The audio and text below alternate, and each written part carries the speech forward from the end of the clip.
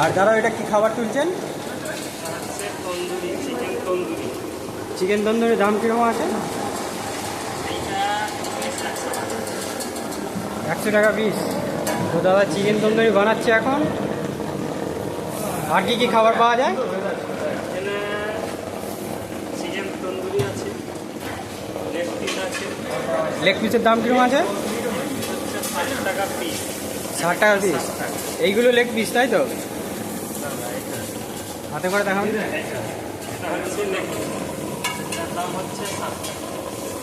এটা হচ্ছে চিকেন বিরিয়ানি, চিকেনের দাম কিরকম রয়েছে? 160 টাকা ক পিস? এটা থাকে 6 পিস 160 টাকা।